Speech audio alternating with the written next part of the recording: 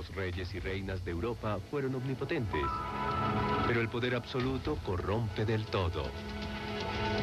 Codicia, venganza, sexo, locura, brujería, asesinato. Cada monarca tenía sus secretos reales.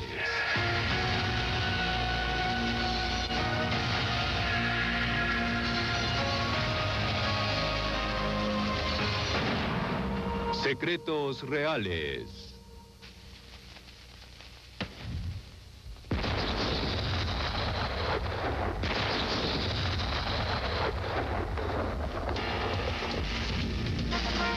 Todos envidiaban el poder de los monarcas y hacían lo imposible por obtenerlo. Cuando por circunstancias eventuales de la historia se presentaba una oportunidad, gente humilde llevada por la astucia reclamaba ese poder. Pero sus intentos terminaban siempre desastrosamente. El rey danés Juan Struensee, el zar ruso Dmitri y el príncipe inglés Perkin Warbeck intentaron convertirse en reyes. No pasaron a la historia porque eran unos impostores. ¡Impostores! Estas paredes mudas de la Torre de Londres guardan el secreto del misterio más desconcertante de la historia británica. Un caso que aún permanece sin solución después de 500 años. Estos muchachos, el príncipe Ricardo de 9 años y su hermano el príncipe Eduardo de 12, están en el centro del misterio. El 26 de junio de 1483 se hizo entrar a la Torre de Londres a los dos desconcertados niños, afligidos por la muerte de su padre 3 meses atrás. Al cerrarse las puertas, ellos salieron de la historia y entraron en la leyenda. Se nombró como su guardián a su tío Ricardo, pero este quería ser rey. Transcurridos 3 meses, los declaró ilegítimos y los encerró en la torre. Se apoderó entonces del trono como Ricardo III. Nunca se volvió a ver a los príncipes y hasta la fecha nadie sabe qué sucedió con ellos. 2 años después, el rey murió en combate a manos de quien sería Enrique VII. El rey Enrique sabía que los príncipes habían desaparecido, así que le causó asombro que 6 años más tarde apareciera en Irlanda un joven declarando ser uno de los niños desaparecidos en la torre, el príncipe Ricardo. ¿Podría ser que uno de los muchachos hubiera escapado de alguna manera? La reaparición del heredero legítimo al trono de Inglaterra significó un reto para el impopular rey Enrique VII.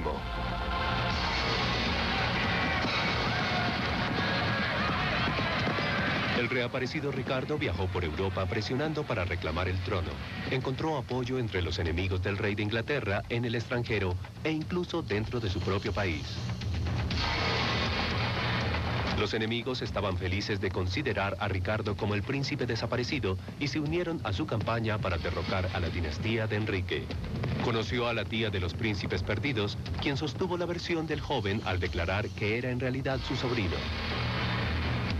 En el verano de 1497, el joven que afirmaba ser un príncipe desembarcó en Inglaterra junto con 6.000 hombres para reclamar la corona.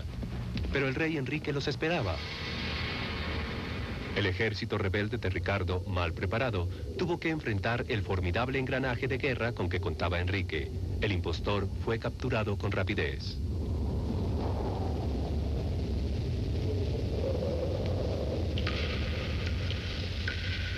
Desenmascarado como impostor, asustado y solo, el pretendiente escribió a su madre. Madre mía, el destino me hizo caer en poder del rey de Inglaterra. Os ruego me enviéis algún dinero para poder recibir mejor trato de mis captores. Pero el dinero no le ayudó, y después de la persuasión de sus guardianes, el joven contó la historia de cómo los enemigos de Enrique lo habían aleccionado para que se pasara por el príncipe desaparecido.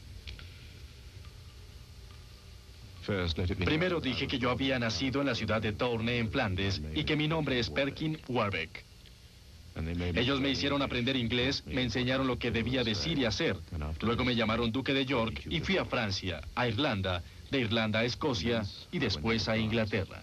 Into Ireland, from Ireland into Scotland, and so into England. Después de admitir que era un impostor, el rey Enrique quiso minimizar la amenaza a su autoridad y lo trató gentilmente. Perdonó al impostor y se le admitió como cortesano, viajando a todas partes con el rey, de modo que podía vigilársele cuidadosamente. Pero no tardó mucho antes de que Warbeck intentara escapar. Pronto se le capturó de nuevo y el rey decidió cuidar más al errático impostor. Se encerró a Warbeck en la Torre de Londres, tal como se había hecho con el príncipe que fingía ser.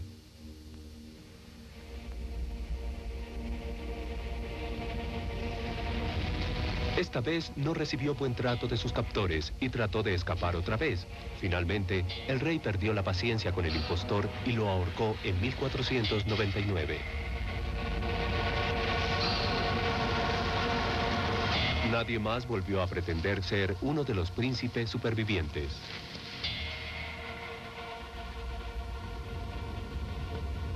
Lo que ocurrió a los verdaderos príncipes seguía siendo un misterio. Pero en 1674 un maestro de obras hizo un horrible descubrimiento. Los huesos aplastados de dos niños debajo de una escalera en la Torre de Londres. Parecía que en realidad se había asesinado a los príncipes en la torre, pero 500 años después es aún tema de controversia quién los mató.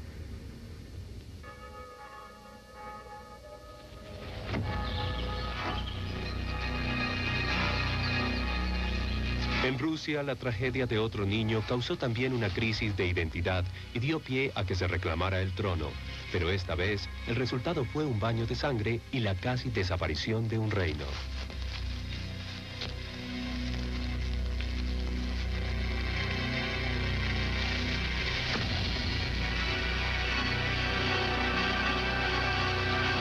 La cadena de acontecimientos empezó con la muerte de Iván el Terrible, como se ve en estos íconos. Dejó dos hijos y el mayor, el enfermizo Fiodor, se convirtió en zar. Pero había también uno más joven, Dmitri, hijo de Iván y de su séptima esposa. Aunque este matrimonio no lo reconoció oficialmente la Iglesia Ortodoxa, su madre y su familia conspiraron para que el muchacho llegara al trono.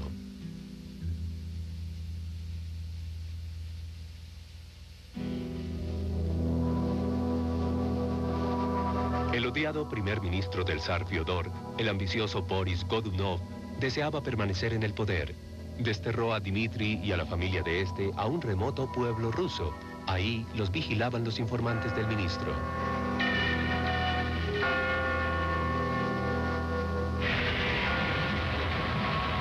Pasaron los años y el pequeño niño creció. Era epiléptico, pero sano por lo demás. Mientras tanto, en Moscú, su medio hermano Fiodor enfermaba cada vez más.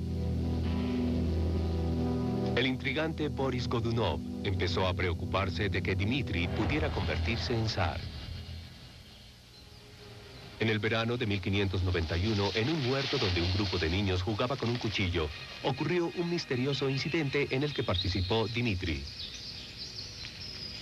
Cuando los niños se perseguían unos a otros entre los árboles, un niño cayó al suelo sangrando por la garganta. El niño estaba muerto. Los detalles eran oscuros y las circunstancias confusas. Repicaron las campanas y la noticia de la muerte del niño causó pánico. Corrió la voz por toda la ciudad de que el joven Dmitri, el segundo heredero al trono, había muerto asesinado. Y se extendió la sospecha de que Boris Godunov había intervenido en ello. La gente del pueblo llegó al lugar buscando al asesino. Se acorraló a todos los niños que jugaban en el huerto. Se les mató a garrotazos y se les quemó con antorchas. Al caer la noche, la histeria colectiva condujo a una orgía de crímenes. A algunos se les torturó para hacerles confesar. Estimulada por el vodka, la multitud atacó al enviado del zar. A golpes se le hizo caer a tierra y con hacha se le cortó en pedazos. El ciego y brutal baño de sangre dejó un saldo de 9 muertos inocentes. En el tumulto, el cuerpo de Dmitri quedó pisoteado y mutilado de tal forma que posiblemente su propia madre no pudo identificarlo. El veredicto oficial de Boris Godunov fue que Dmitri se cortó accidentalmente la garganta cuando sufría una crisis epiléptica. Él esperaba ahora convertirse en zar a la muerte de Fyodor. Pasaron 12 años y llegó un misterioso monje ruso a una zona fronteriza entre Rusia y Polonia.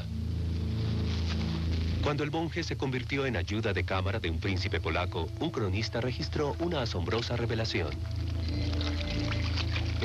El príncipe se enojó mucho y le propinó una bofetada llamándole hijo de perra, ante lo cual el mozo empezó a sollozar amargamente y le dijo al príncipe: si vos, príncipe Adán, supierais quién soy yo, no me llamaríais hijo de perra, mucho menos me abofetearíais por semejante nadería.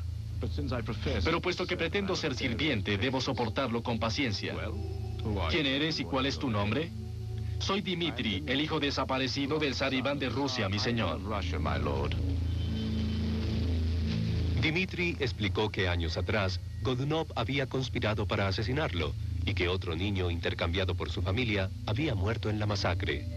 A partir de entonces, vivía disfrazado de monje en espera del momento preciso para revelar su verdadera identidad. El príncipe católico Adán odiaba a sus vecinos rusos y estaba feliz de creer a Dmitri. Mientras tanto, en Moscú, Boris Godunov se había proclamado zar a la muerte del enfermizo Fyodor.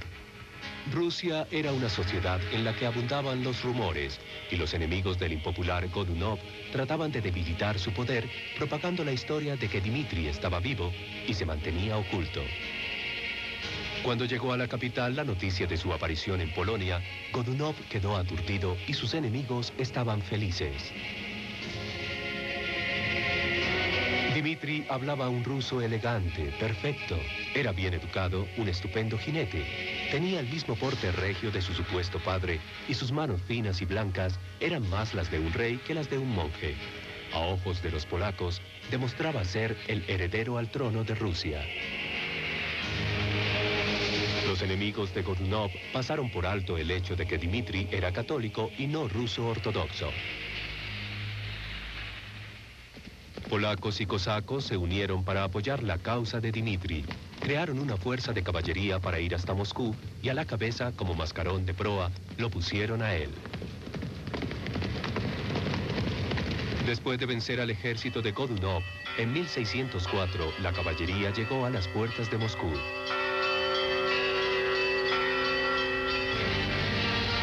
Un relato de la época describe la caballería polaca así. Se pavoneaban y alardeaban esas feroces encarnaciones de Marte. Partían nueces con la mirada y mataban moscas con sus afilados bigotes. Odiaban las flores porque no explotaban ni olían como la pólvora.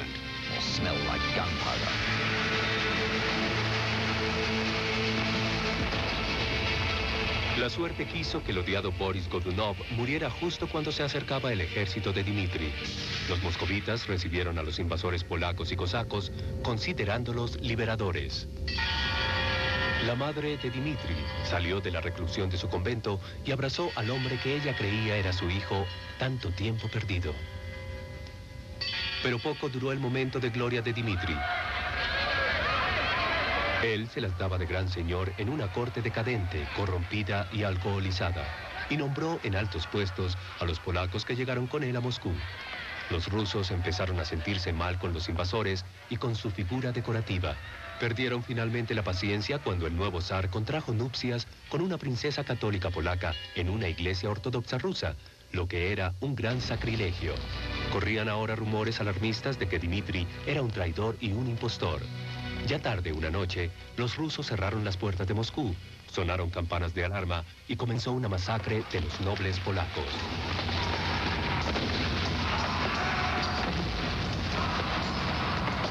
Dmitri murió apuñalado. Su cadáver se dejó en la Plaza Roja durante 3 días para que el público lo pinchara, pateara e insultara. Se encendió una hoguera y se quemaron sus restos para luego poner sus cenizas en un cañón para dispararlas en dirección a Polonia, de donde había venido.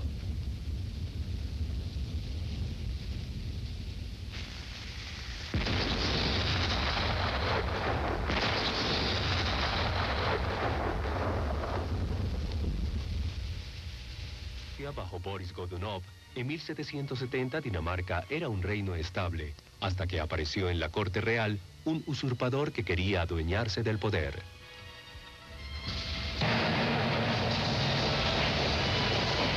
Cristian VII era un ebrio mentalmente trastornado, aficionado a la flagelación. Esto y su epilepsia hicieron de él un rey incapaz de gobernar. Más tarde, los historiadores notaron que en la época en que subió al trono, era un exhibicionista degenerado y grotesco, inmoderado sin remedio e incapaz de hacer otra cosa que buscar las relaciones más triviales.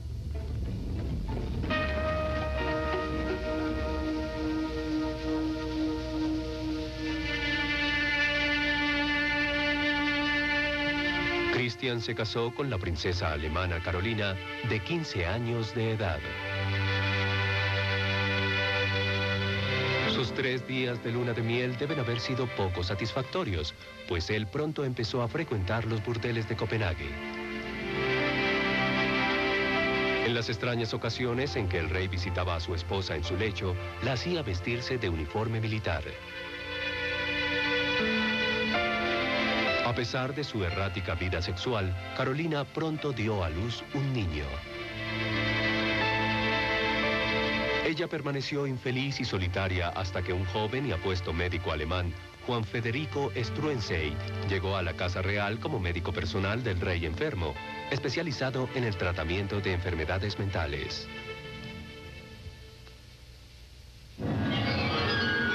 Se consideraba excéntrico al enigmático prusiano porque en la cabecera de su cama tenía un esqueleto humano como candelabro.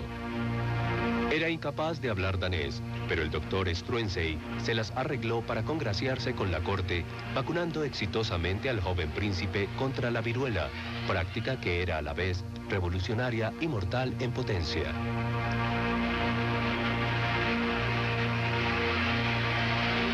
La reina Carolina estaba muy agradecida. Pronto, la joven y solitaria reina cayó en los brazos del apuesto médico, pero su relación no tardaría en hacerse vergonzosamente pública.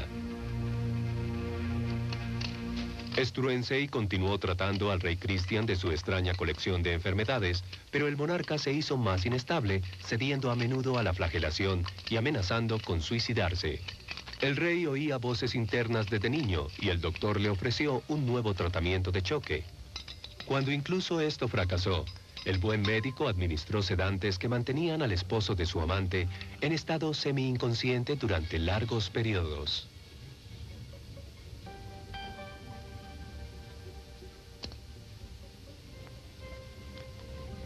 Pero una relación amorosa con la reina no era suficiente para el ambicioso médico. Él quería verdadero poder. Se las arregló para hacer que el rey lo nombrara ministro de Estado y luego conde. Pronto, Struensee manipuló al rey para que le cediera su poder absoluto. Así gobernaba el reino de Dinamarca. Implantó una serie de reformas, algunas de las cuales son aún vigentes hoy en día. Las leyes liberaron de la opresión a los campesinos, abolieron la tortura e instituyeron la libertad religiosa. Fundó la primera clínica de enfermedades de transmisión sexual y abolió el castigo para los adúlteros. En total, el intruso aprobó más de 1000 leyes. A pesar de sus reformas, los cambios le hicieron ganarse poderosos enemigos. La gente común resentía su evidente relación con la reina. La nobleza lo odiaba por quitarle el poder sobre las clases bajas. Y todos lo odiaban por ser extranjero.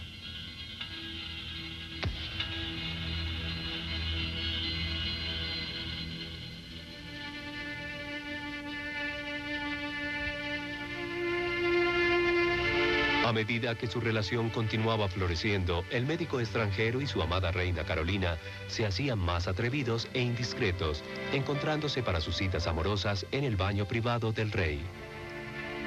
Durante un tiempo fueron muy felices.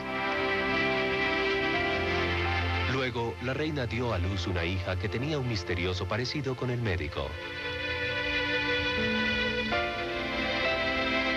Su relación se volvió un escándalo público. En las calles de Copenhague podían comprarse a los vendedores ambulantes pinturas pornográficas del médico y la reina.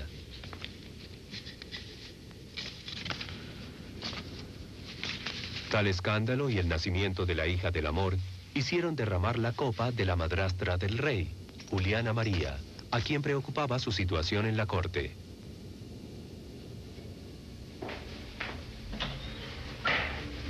El personal de palacio recibió instrucciones para tapar las cerraduras con bolitas de cera y echar polvo en los corredores para probar la relación adúltera.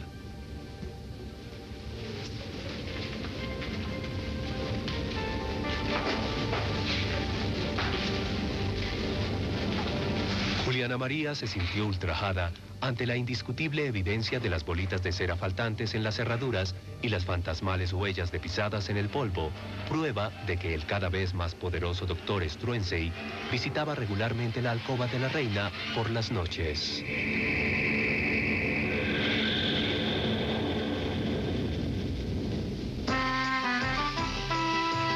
En 1772, el baile de máscaras de fin de año fue la última aparición en público de los amantes. Juliana María organizó un golpe de estado obligando a su hijastro Christian, mentalmente incapacitado, a firmar la orden de arresto.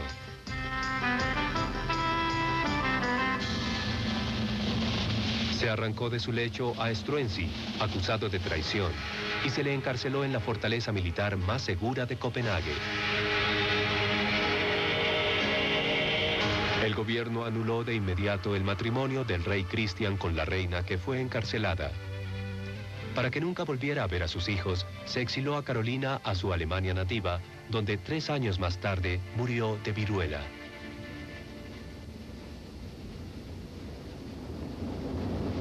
Con el doctor Struensee en prisión, el pueblo dio salida a su indignación. Las caricaturas satíricas y obscenas de los desafortunados amantes no se publicaban libremente.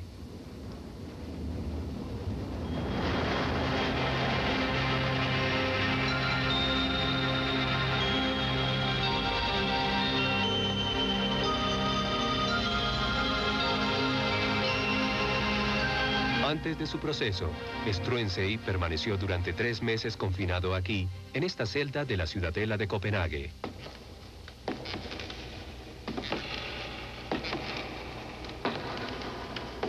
La energía que alguna vez utilizó para crear nuevas leyes, la empleó esta vez preparando su propia defensa.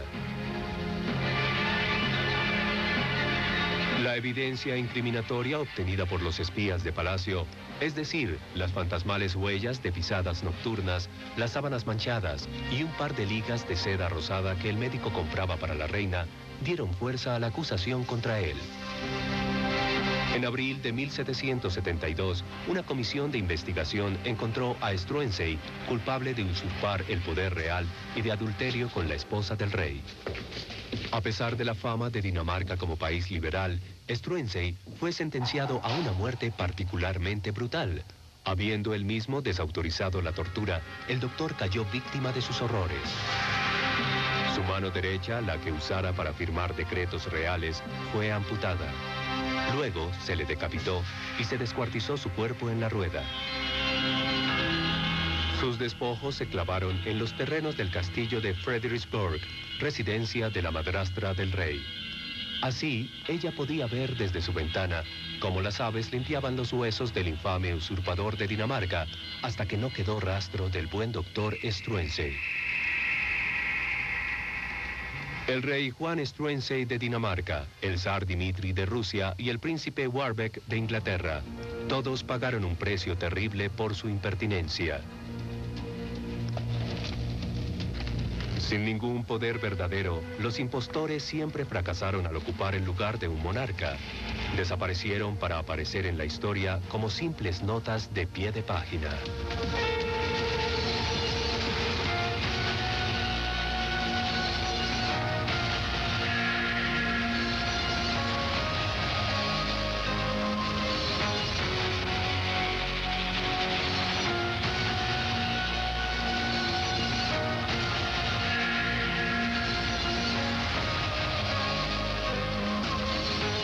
Habían desaparecido, así que le causó asombro que 6 años más tarde apareciera en Irlanda un joven declarando ser uno de los niños desaparecidos en la torre, el príncipe Ricardo. ¿Podría ser que uno de los muchachos hubiera escapado de alguna manera? La reaparición del heredero legítimo al trono de Inglaterra significó un reto para el impopular rey Enrique VII.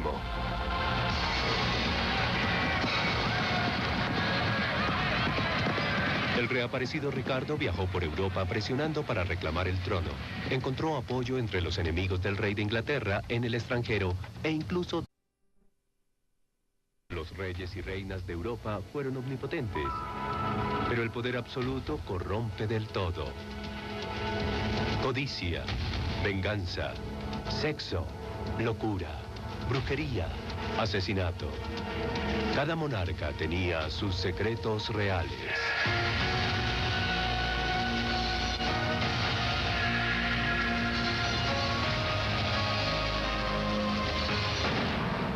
Secretos reales.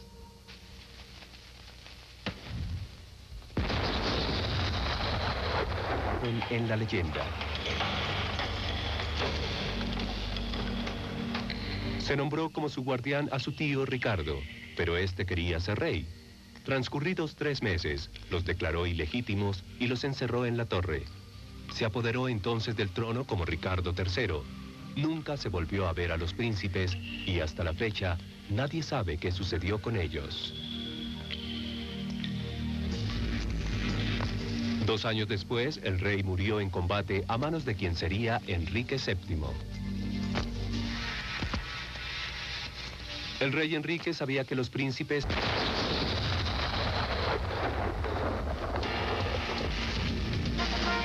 todos envidiaban el poder de los monarcas y hacían lo imposible por obtenerlo. Cuando por circunstancias eventuales de la historia se presentaba una oportunidad, gente humilde llevada por la astucia reclamaba ese poder. Pero sus intentos terminaban siempre desastrosamente. El rey danés Juan Struensee, el zar ruso Dmitri y el príncipe inglés Perkin Warbeck intentaron convertirse en reyes. No pasaron a la historia porque eran unos impostores. ¡Impostores! Estas paredes mudas de la Torre de Londres guardan el secreto del misterio más desconcertante de la historia británica. Un caso que aún permanece sin solución después de 500 años. Estos muchachos, el príncipe Ricardo de 9 años y su hermano el príncipe Eduardo de 12, están en el centro del misterio. El 26 de junio de 1483 se hizo entrar a la Torre de Londres a los 2 desconcertados niños, afligidos por la muerte de su padre 3 meses atrás. Al cerrarse las puertas, ellos salieron de la historia y entraron